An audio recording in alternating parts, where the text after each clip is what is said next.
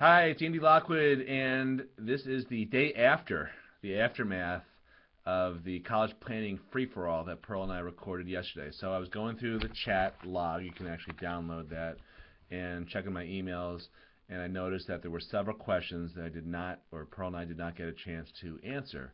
Some of them came in too late, some we just skipped. So I'm going to do my best to pick up all those questions right now in the next 5 minutes. So here we go. Number one, if a student is awarded scholarship money, does it affect the financial aid package money that might be awarded from the college? That is from Deborah Austin. Thank you, Deborah.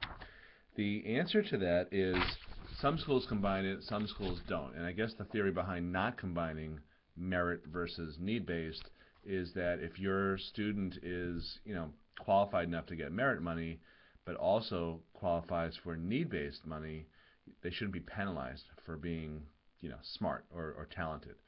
That being said, that's sort of the purest way to look at this. I believe that many schools have started to combine the two. Tulane, for example, gives a lot of a lot of merit-based money. Sometimes I feel like they should be giving more need-based, but they're so generous on the merit side that perhaps they just figure, okay, we're giving enough.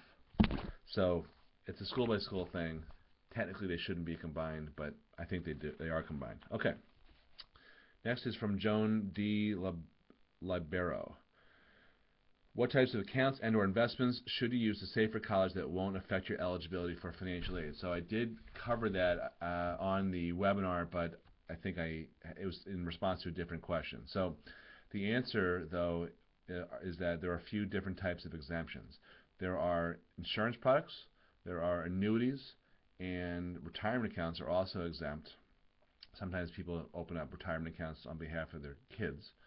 But what I see mostly in my field are annuities and insurance products, and probably 80% insurance products and 20% annuities.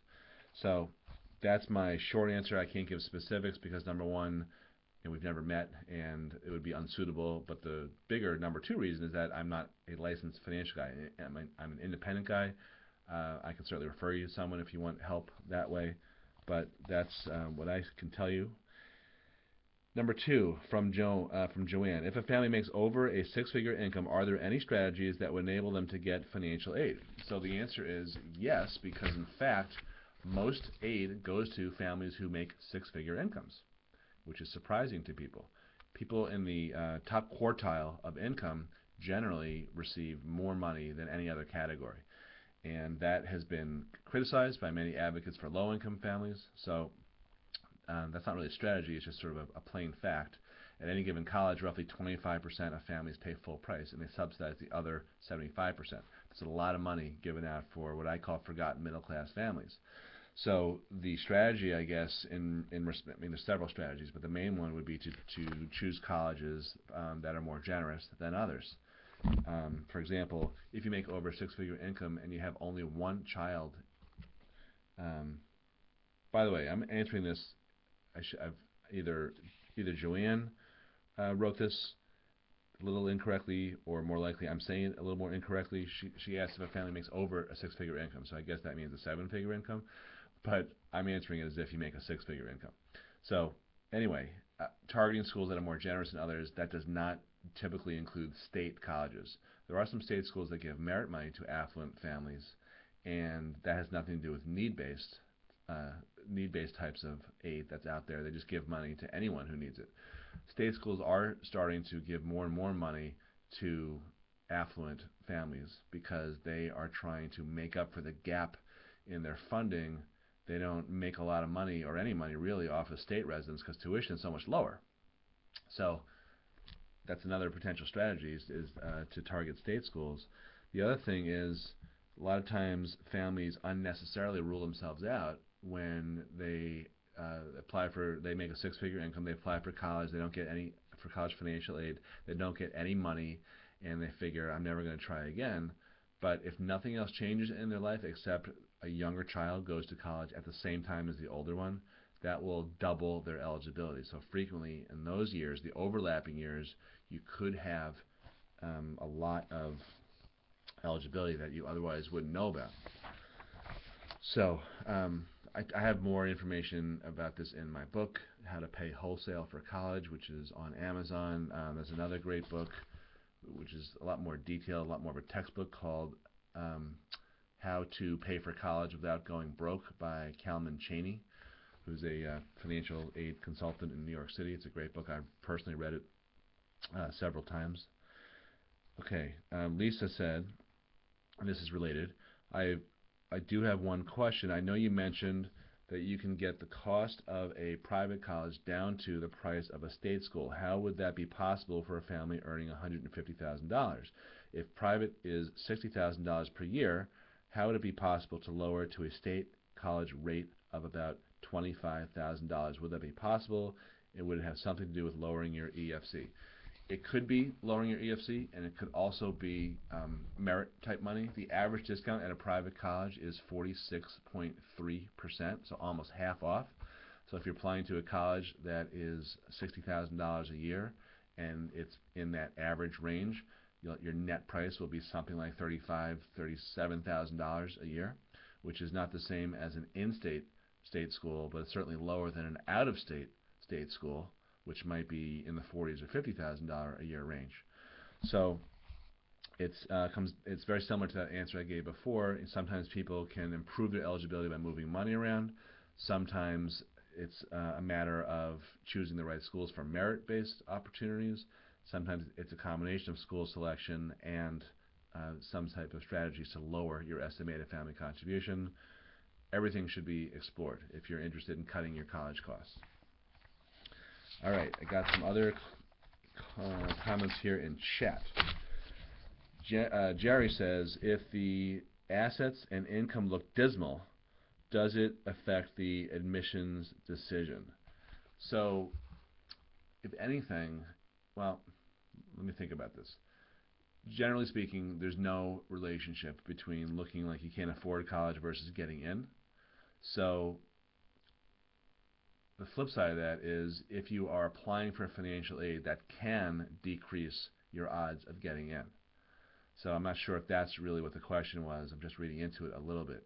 But for the most part, if a college lets you in, they're just going to assume you're going to figure out a way to pay for it, whether it's borrowing up to up to the max or some other way. So I guess indirectly, if you're applying for financial aid, it might, not always, but it might hurt your chances of getting in. But otherwise, there's no effect. Chris Seitz asked last night, my kids are half Chinese but have my American last name. What race boxes should the kids check off or not check on their application if doing so is optional? Well, here's my comment. I don't know if that's the right question, because indicating that you're Asian or of Asian descent is not going to help you get into school, because Asians are not an underrepresented minority. In fact, it's the opposite. There's a lot of them applying to school, just the way there are a lot of Jewish kids. So if you were some other type of underrepresented minority, like African American or something along those lines, then it would matter. But to me, it's not going to matter whether or not you check off the box. So that's my answer there. Lisa asked, another question from Lisa, I'm not sure. What kind of aid is there for transfer students as compared to freshman aid? The rule of thumb, or I guess the sort of prevailing thought, is that there is less money for transfer students. Personally, in my practice, I have seen a lot of money given out to transfer. So it's probably one of those that varies by college answers. But I would definitely treat it as if you were applying to college the first time. I think you can get a lot of money as a transfer, and frequently that can be negotiated also, because colleges know that maybe they need to entice someone to transfer there by throwing a few more bucks at them. So I like that question a lot. Sometimes I completely forget to talk about transfer students. All right, Gene, is there an advantage to declaring a major versus applying undecided, since most kids don't know necessarily what they want to major in upon application?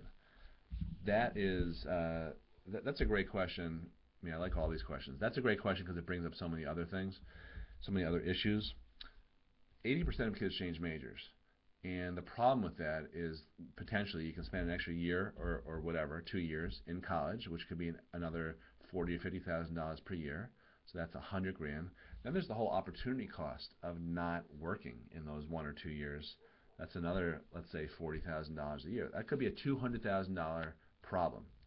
So that has been one of my main focuses in terms of what's kept me up at night, trying to figure out how to, improve what our service to clients. And we recently, well, as of the date of this recording, it's been about a year and a half, we brought in a career counseling firm. And what we have striven to do, I think that's a word, past tense of strive, what we've attempted to do is to help kids think about their majors and careers before they go to college. So one of my last 5 or 6 clients to go through this, she had it in her head that she was going to be an engineer, and then she went through our process, and it turns out the way she's wired does not mesh up well at all with what it takes to be an engineer. So she's great at that stuff. She's very talented in the sciences and math and all that, but that just wasn't a good match for her. So our career counselor Julie described that, went over the assessment that we give kids and went over some other possible majors, and her parents were like, yeah, I never thought you would go into this. I never could see you being an engineer. And so she was like, oh, okay, because she was about to apply early decision, to an Ivy League school for engineering. And then about a week later, this was kind of funny, she was sitting down with her teacher in high school who taught engineering to her. She goes to a private school, and she mentioned to that teacher that she was no longer interested in applying for engineering. And he said, oh, good. And she said, what do you mean? He said, well, I didn't want to discourage you before, but I never could see you, doing this work. So in this case, it really helped her potentially avoid all that $200,000 mistake. Although I think engineering is an easier job to get, but and a miserable existence if that's not a career that would be well suited for her. So the reason I'm telling that story is because it ties into the question. She was my client was going to apply to school for engineering because women in engineering is one of those types of angles that can potentially help you get into a top college. So that is the advantage for declaring a major. But most college admissions officers understand that you're more likely than not to change majors. So I don't think it's as much of an advantage to apply for certain majors unless you can identify for sure that the major you're interested in is an underserved major. So, or for one reason or another, the college is trying to recruit various people into that major.